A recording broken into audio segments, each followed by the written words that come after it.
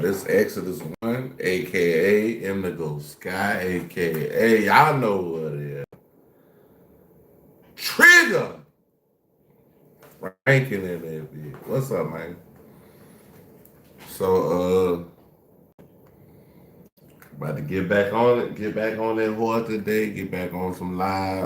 Get back on some reactions and things of that nature. That what we about to do. Um, I ain't gonna lie, y'all. Next week I really got to get to the business because I've been doing not a lot that I'm supposed to be doing, but I got to get to my business, man. Okay, so first off, y'all kicking me in the Karma Cafe. I want y'all to like, subscribe, share, hit notification. Um, Another thing is wherever y'all coming in from, man. Let me know where y'all coming in from. What city, state, Providence. Let me know where y'all coming in from, man. Uh, and shit, we about to get started. We about to get on and see what they got, what we got going, what we got going, Bridget.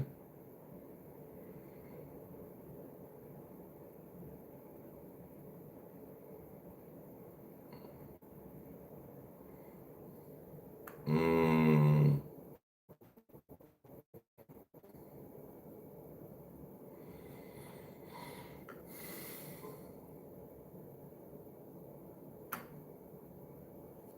let's see what Panda Press got. See if Panda Press got something new. Panda Press don't got nothing new. I did that video last night. Let's see. Let's go down the rabbit hole. See what we got. I ain't doing nothing about Charlie Kirk. Everybody, I am not doing no Charlie Kirk info like stuff. We might do Boosie with the the name of this is, man, I can't see that shit. Star Hype. I think it's Star Hype. Star Hype. Talking about Charleston White on Boosie. ChatGPT straight up giving wrong answers. I just hate how it's so confidently wrong and it just makes shit up. Dude, it just makes stuff up. Exactly. These streets got no guard, no mercy. Folks really thought Boozy wasn't going to end up in jail for that pistol. But deep down, I knew the day was coming and I kept my distance. Now here we are, Boozy staring down a brutal 10-year sentence on that federal gun case, and the internet wasted no time jumping in. And who do you think was the loudest? What's up, y'all? Charleston hey, White. y'all run these lights up. Stop Run the lights up, y'all in the all building. across the world making. So I just want to get it over with, and accept my guilty plea. I'm ready to get over with. Anything you want to say to your fans? Just say a prayer for them. I just need prayer. I don't need nothing else. Well, Charleston White was celebrating you taking the plea deal. He even said he hopes you die in jail and stuff like that. Yeah, I heard. The biggest thing right now was that you actually accepted a plea deal for your federal gun case. Yeah. What's up? What's up? Now, how long have you been fighting this thing from the very, very beginning?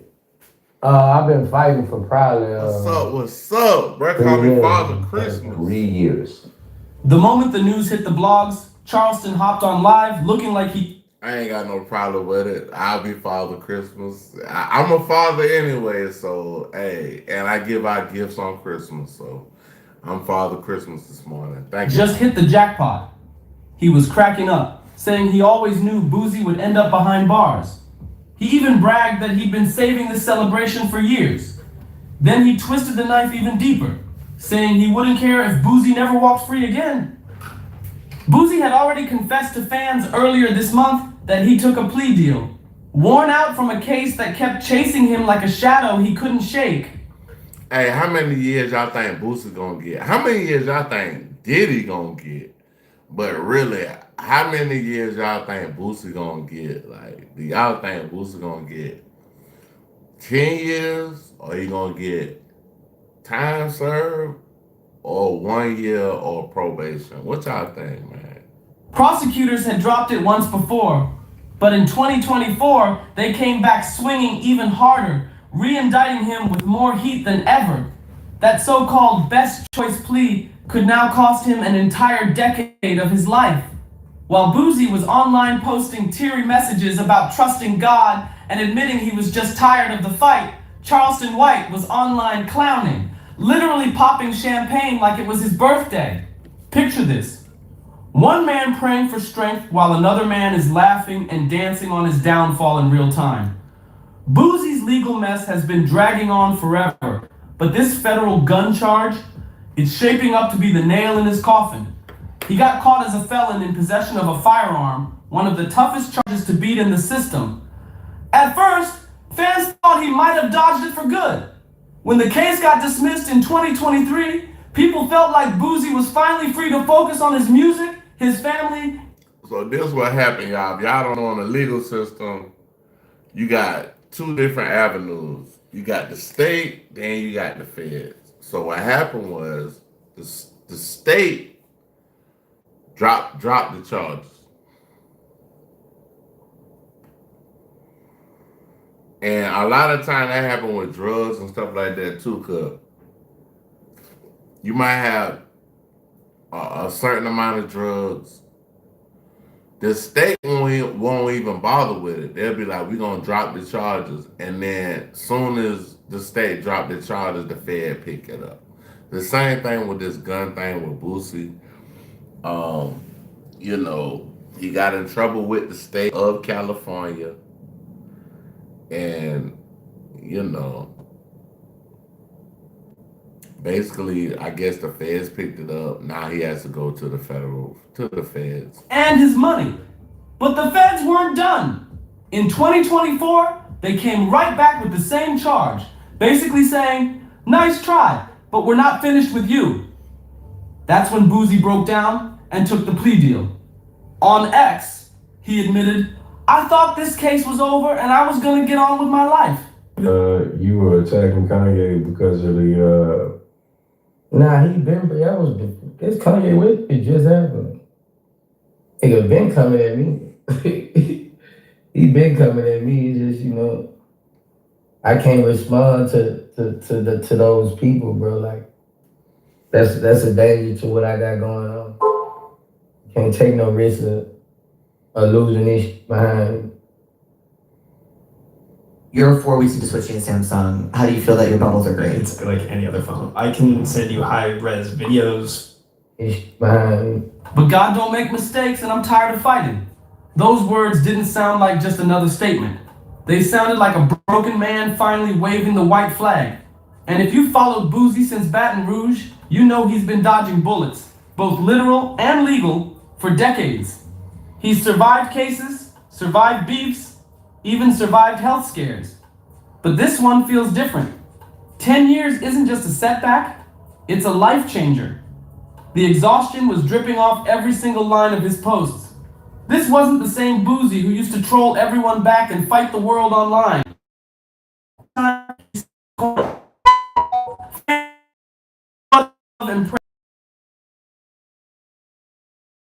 He took the opposite route. He went live with the biggest grin, saying he called this years ago. He made it clear he never once believed Boosie would escape this one. And now that the sentence is locked in, he's beyond thrilled to rub it in. And if that wasn't enough, he pushed it further, saying he hopes Boosie dies in prison. A wild and nasty statement, even for Charleston. But let's not forget, this is the same man who built his whole name off being the wildest troll in hip-hop. And the timing made it even nastier. Boosie hadn't even had a chance to breathe, let alone process his fate, before Charleston turned it into a full-blown comedy skit live online. This beef didn't just pop up overnight. It's been bubbling since late 2022, when Kanye West lit the internet on fire with that White Lives Matter shirt.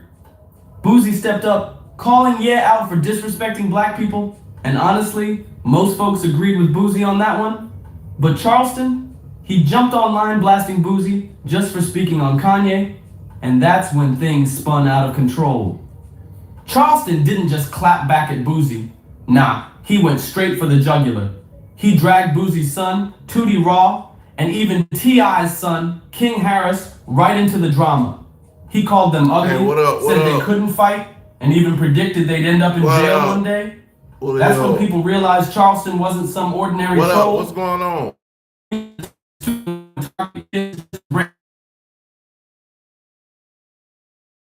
Of snapping like everyone.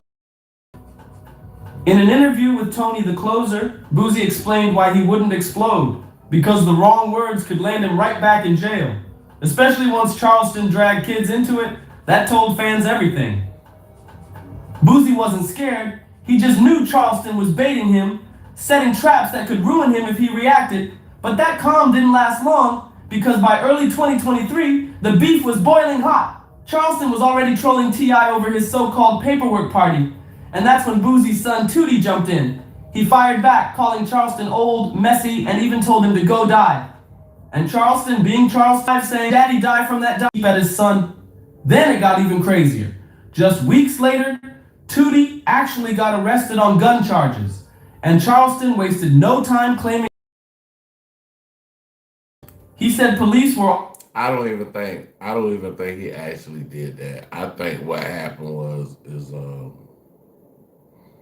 Tootie just got locked up, and Charleston White just capping off of this stuff. Like he doing, the regular schmegular what he gonna always do.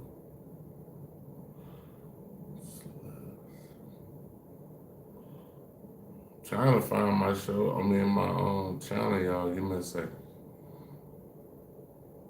Already watching Tootie because, in his words, Boosie is a 6-time convicted murderer who used kids to kill people. That's when this stopped being just internet trolling. It turned into real-life damage. And it didn't stop there. Barely 3 months later, he himself got arrested in San Diego for a court hearing. And of course, Charleston popped up on Instagram Live, grinning like he'd won a prize. He said it was all God's plan, even comparing Boosie to Daniel in the lion's den, like prison was some twisted spiritual test. He flipped Boosie's pain into his own twisted sermon, acting like jail God's, laughing through the whole thing. To play it cool, you could see Charleston living rent-free in his head. By early 2024, this wasn't just rap beef anymore. It had spilled all the way into internet culture. Aiden Ross was supposed to have Boosie on the screen, but Boosie wasn't trying to deal with Charleston's name popping up, so he swerved the invite.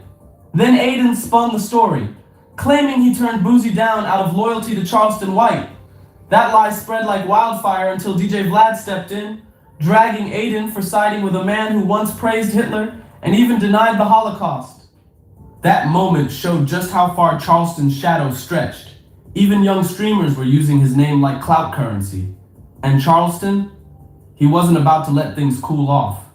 By March, he hopped back online claiming Boosie told promoters not to book him. We're going to Celebrity Sauce, y'all. Hey yo, thanks for tuning into The Source, your source for celebrity news. As you know, Charlie Kirk was assassinated, President Trump made him a martyr, some of the people on a radical right are swearing up and down that it had to be somebody on a radical left that did it. Nah, I think I'm gonna do something else, y'all. But this shit, it ain't getting. I gotta do another one, y'all. I can't do that one. It's the same way, even in music, people will be like, oh, you're a culture vulture, or like like people will describe the collaborative efforts that I've put forth and the artists that I've picked up and lifted up, or shine a light on as me taking, and try to tell me, that it's a self-service. I think I get really sensitive about that. How you doing, up? Good. Did you hear about Drake being sensitive about being a culture vulture? Not being about who? Drake. What about him? He opened up on a podcast saying that he's sensitive about people calling him a culture vulture. Oh, hey, listen, they call worse than that, baby. You need to chill out, you know? Thank you. No, it's been a long fight. It's been a long fight, and I just had to have a warrior spirit. Man, watch that, bro. Watch that, bro. What do you guys think about Ghostface Killer from the Wu-Tang Clan saying that Drake just needs to chill out? Hey yo, thanks for tuning in to us.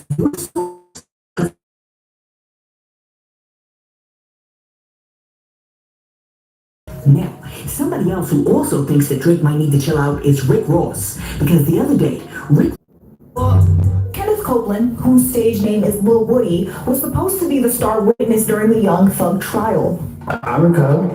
I'm sorry, I don't recall. I don't recall. But despite a 2015 video of him speaking with police detectives, Woody received some praise for his testimony, or lack thereof. Yes, he did. I said before that you and Shell have been in. I haven't lied. I made things up. I have got my life together, planned out.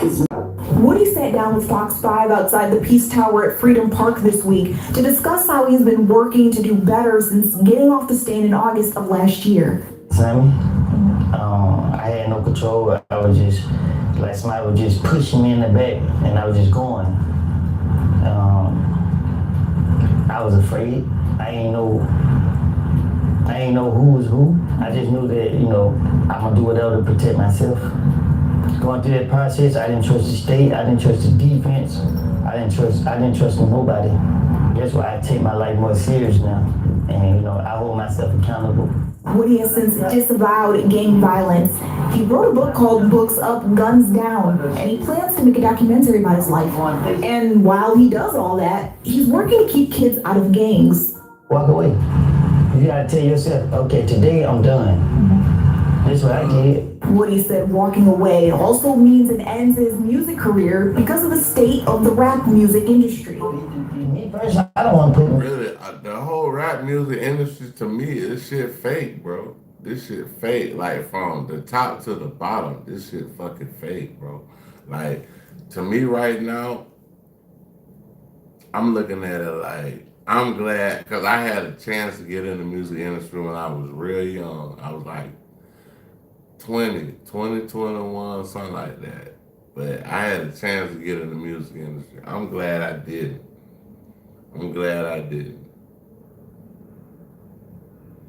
Because I know some things some people had to go through that they wish they would have never had that lifestyle. music out because they don't change the hip hop culture where they make you have to be a certain type of person to do music.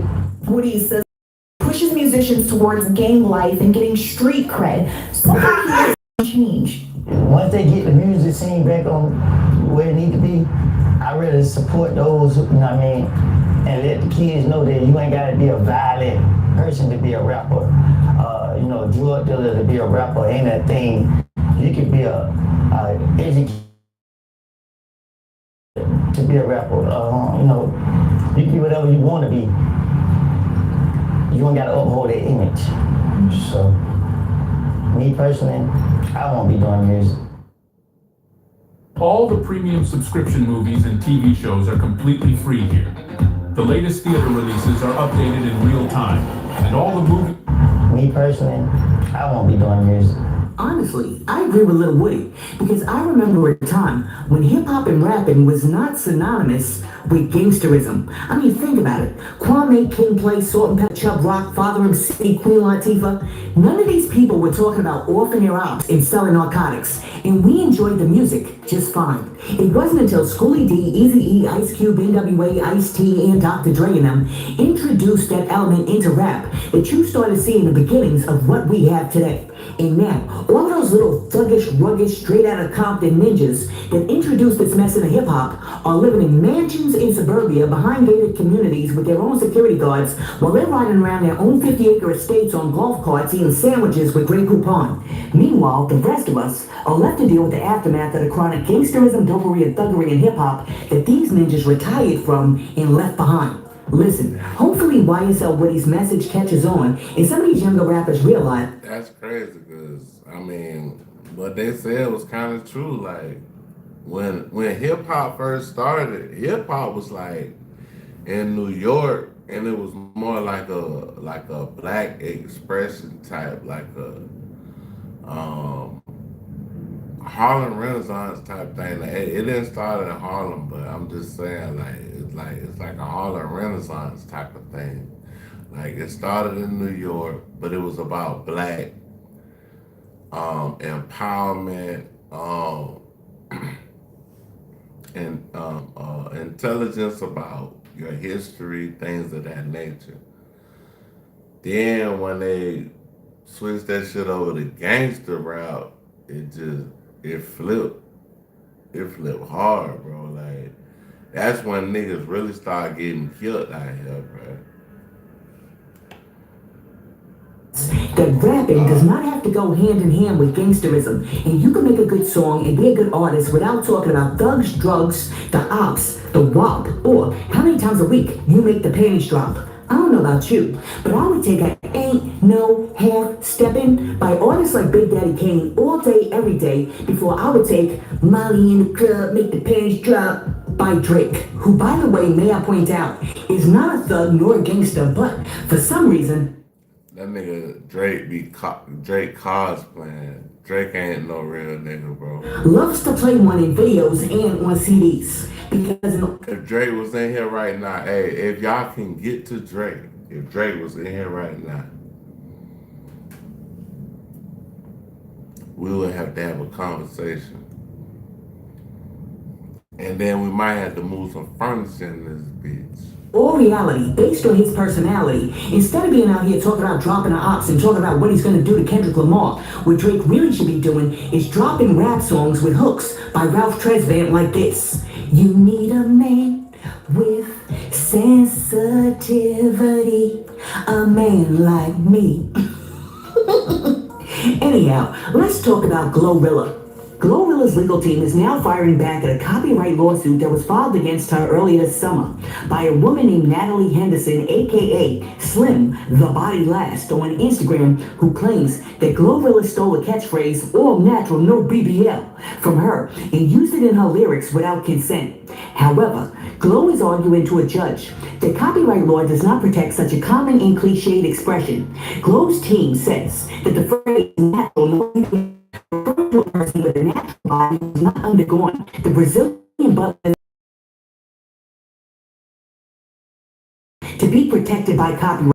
In a recent document filed by Glorilla's lawyers, they wrote, the phrase at issue in plaintiff's song is not original and thus not copyrightable. Now, the bar in question is on Glorilla's 2024 song Never Find off her Glorious album, which hit number 5 on the Billboard Top 100, in which she says the line, natural, still gonna give him hell. However, on the other hand, Henderson, aka Slim the Body Last, and her attorney said that Glow stole that directly from her song where she says, all natural, no BBL, man ho is gonna go to hell.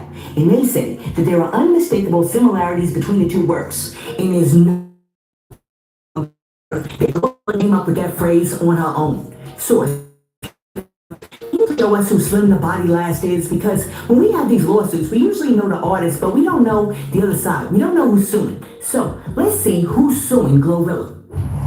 Yo, what's up, y'all? This your girl Natalie, aka Slim the Body Last. All natural, no BBL, man, hoes go to hell. The real booty meat queen, you heard me? And y'all, the catwalk on. I call it the catwalk on the way. The booty be exercising, because I'm on natural, no BBL, man, hoes go to hell. I'm on natural,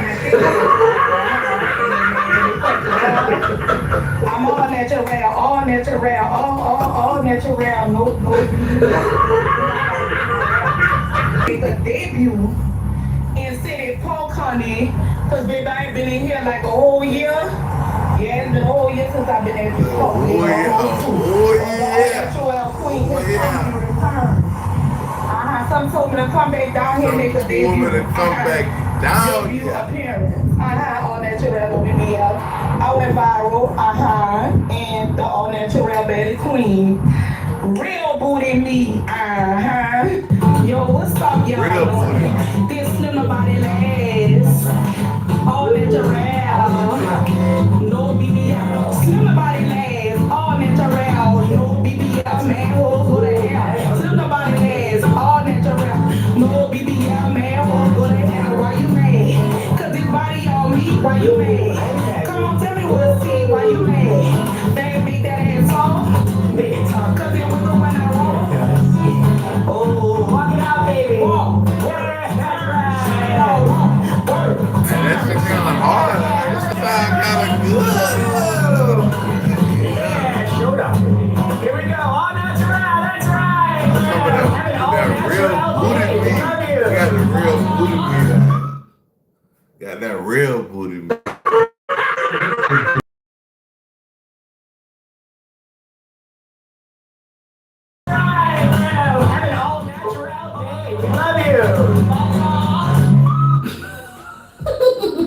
Oh my goodness, why did I almost fall off my chair when her acoustic hype man said, "Have an all-natural day. We love you."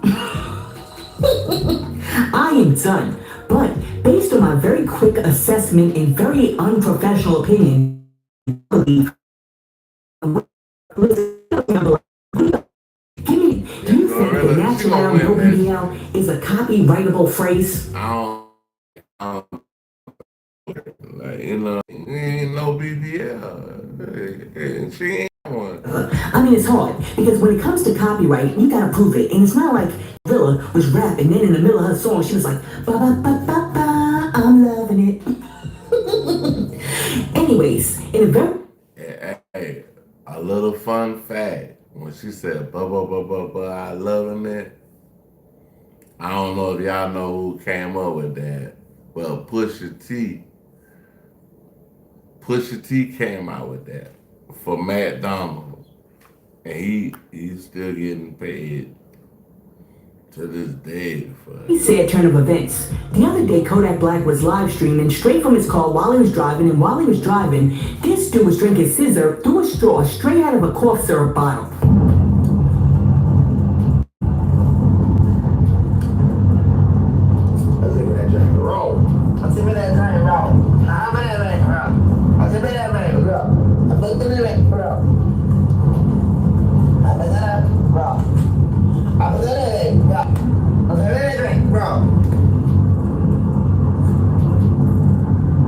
So, after people saw Kodak Black DUIing and streaming at the same time, drinking that stuff, a whole lot of people came in the comment section, and one person said, "Drinking that ish while driving on live, shaking my effing head. This is sad." And then somebody else said, "Recording drinking, looking at the camera, who's driving?" And then somebody else was like, "A rich junkie, literally, shaking my head. I feel so bad for bro, but we don't even know what he's going through." Listen, I feel for Kodak Black, and I don't mean to be insensitive, but at this moment right now, I don't even care what he's going through.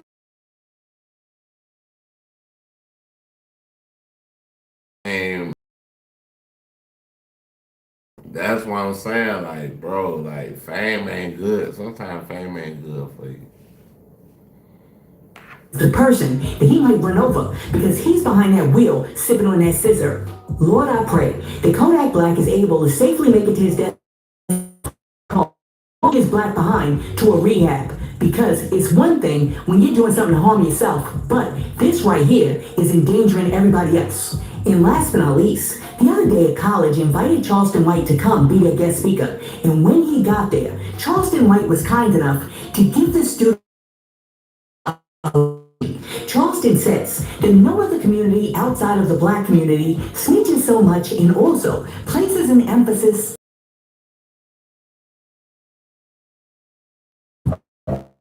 class and education. And it's only our race because a Hispanic can tell on a black, like 6ix9ine did, and still get out in the black segment, but he went throughout the world and still got embraced by his Hispanic culture, and you never heard Hispanic call him Steve, but he told on a bunch of blacks. Even in the drug game, the Mexican cartels tell on one another. They tell on hitmen, they kill each other. And you never hear them call each other snitches. Because part of the streets is, one of the rules is that there's honor amongst thieves. So all of these thieves kill each other, cross one another, and betray one another. We're the only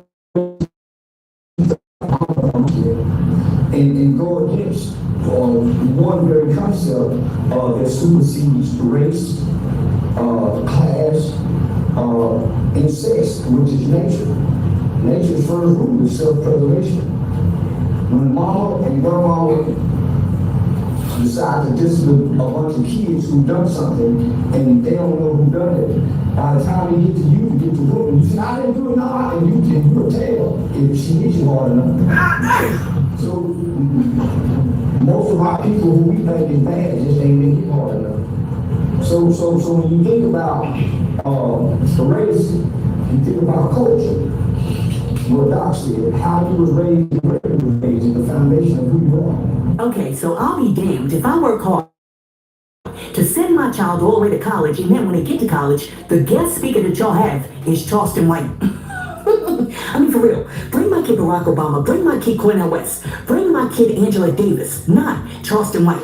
Because I'm not paying $50,000 a year in tuition for my kid to go all the way to school just so they can hear the same thing that they can hear on TikTok or YouTube. And I'm certainly not paying that check so that my kid could go. Because for some reason, when I be telling y'all stuff, y'all won't be believing me. I think it's because of my accent.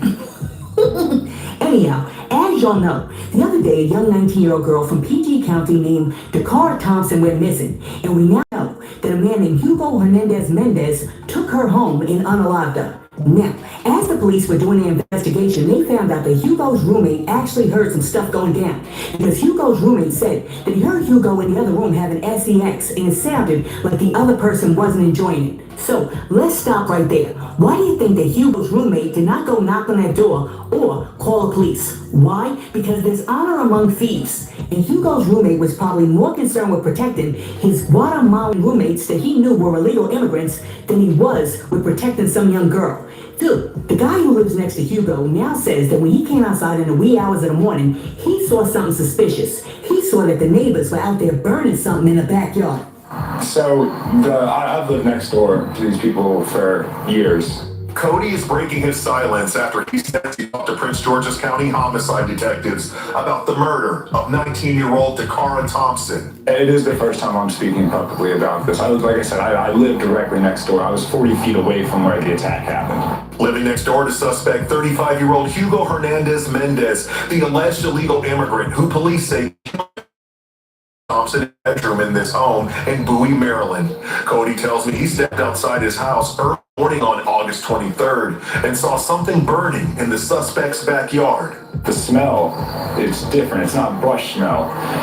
It smells more like something you smell akin to like a trash burning or something like that. I would burning of some sort. And I know that when I this, that was back there is no longer back there. Okay, so you mean to tell me that you wake up at 5 o'clock in the morning to some weird sounds because your roommate's over there, he's able to walk around to the back and create a fire pit burn? No, I don't believe that one bit.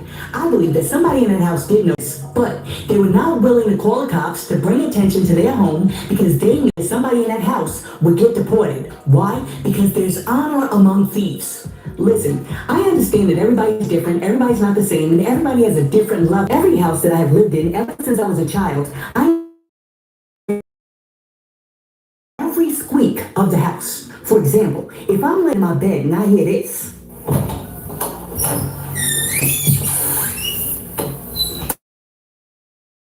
I mean, no. Somebody's walking into the back left bedroom with the window facing the street. But if I hear this,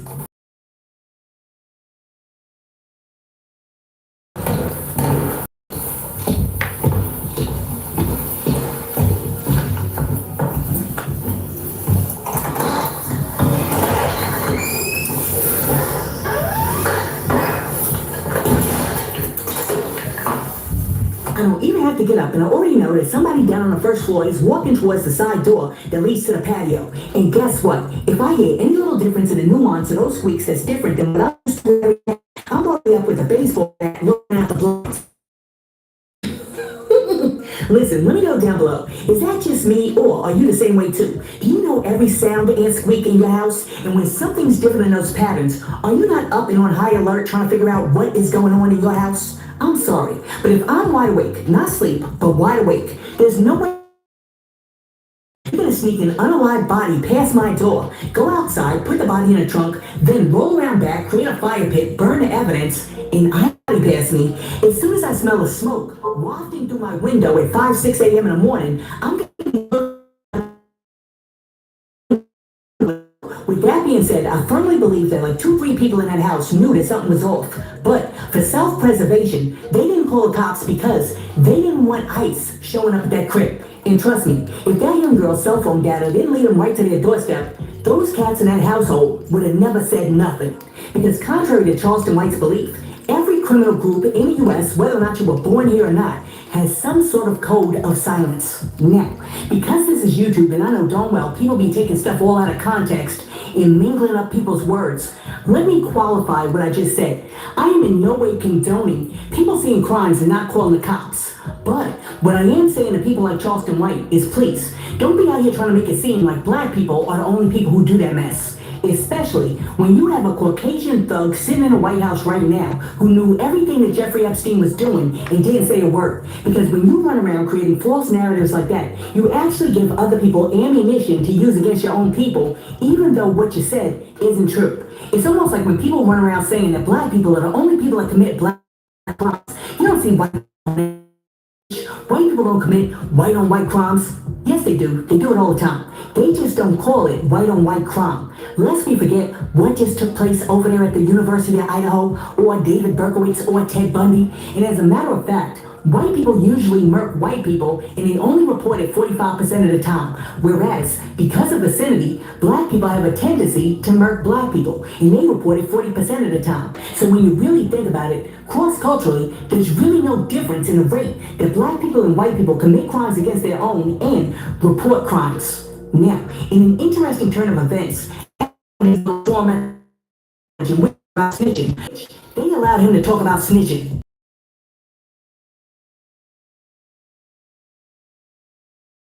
What black people mean by nigga, they brain Snitching. Listen, as far as I'm concerned, you, sir, were the problem in that situation. Because one, you know exactly what the college invited you there to talk about before you got there, or two, somebody in the audience asked you about snitching. But let me tell you something. As somebody who has taught students for many years, my students will walk in a classroom and ask me all types of questions. But it's my job as the teacher and leader to teach them not what they want to talk about, but what they need to know. I mean, for real, could you imagine Malcolm X, John Henry, to the college then, walking out talking about boo-hoo? They asked me to talk about snitching. No, those black men would have walked into that school and gave you a complete lesson on every snitch from the Bible to Cushion Africa, all the way to the last snitch that just walked into Rikers Island. And then they would have broke down why it's unhealthy for us as a community to support such things as the snitches get stitches mentality. Theological students complain and talk about there are no black leaders and talk about this is why you can't teach black people. As a matter of fact, source, can you please give us a classic example of how Louis Farrakhan would have walked into that same college lecture room and taught those kids a lesson on snitching? Why